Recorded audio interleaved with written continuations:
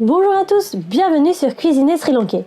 Aujourd'hui, on vous montre comment faire un curry d'omelette. Pour réaliser cette recette, il nous faudra 3 œufs, une tomate, un oignon, de la cannelle, 3 gousses d'ail, des feuilles de curry, une feuille de pandan, 2 piments verts, un quart de citron, du sel, du fenugrec, du curcuma, du poivre, des graines de nigel, de la poudre de curry, de la moutarde en poudre, du lait de coco et du piment en poudre. On commence par émincer l'oignon.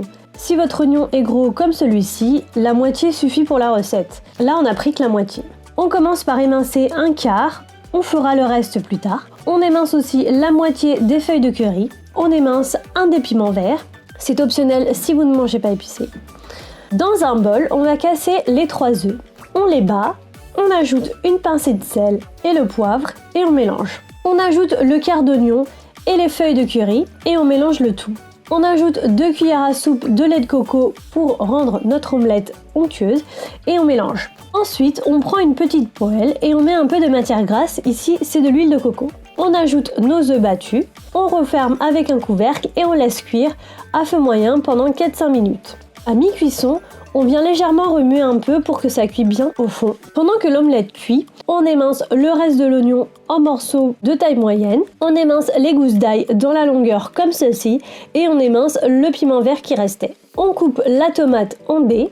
Au bout de 5 minutes, on retourne l'omelette et on laisse cuire 1 minute environ. Puis on éteint le feu et on coupe l'omelette en gros morceaux comme ceci et on laisse de côté. Dans une casserole, on met de la matière grasse. Ici, toujours de l'huile de coco. Quand c'est chaud, on ajoute les graines de nigel et les graines de fenugrec et on laisse revenir 10 à 20 secondes environ. Puis on ajoute la feuille de pandan, le reste des feuilles de curry et la cannelle. On fait revenir un peu et on ajoute l'oignon, l'ail et le piment vert qu'on a émincé tout à l'heure. On fait suer tout ça un petit peu et on ajoute une pincée de sel et on laisse revenir jusqu'à ce que les oignons soient translucides. Puis on ajoute le piment en poudre, la moutarde en poudre, la poudre de curry et le curcuma. On mélange, puis on ajoute les tomates. On mélange encore et on ajoute un petit peu d'eau, assez pour recouvrir une partie des tomates. Si vous trouvez que ça n'est pas assez salé à ce niveau-là, vous pouvez rajouter encore un peu de sel. On laisse mijoter à couvercle fermé pendant 4-5 minutes, jusqu'à ce que les tomates soient cuites.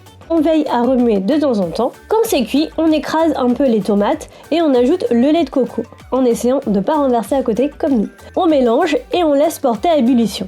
Quand ça porte à ébullition, on met les morceaux d'omelette délicatement. On les recouvre bien de la sauce et on laisse de nouveau mijoter un petit peu. Quand ça porte à ébullition, on éteint le feu et on presse le jus d'un quart de citron qu'on a oublié de faire ici. Et voilà, c'est prêt, il n'y a plus qu'à servir. Ce curry d'omelette est une solution idéale à préparer quand on n'a pas le temps. C'est délicieux et facile à réaliser. C'est super bon accompagné de riz et d'un curry d'haricots verts par exemple. Vous pouvez retrouver toute la liste des ingrédients dans la barre d'infos ci-dessous. N'hésitez pas à liker la vidéo si vous avez aimé cette recette et vous abonner à la chaîne. Bon appétit et à bientôt!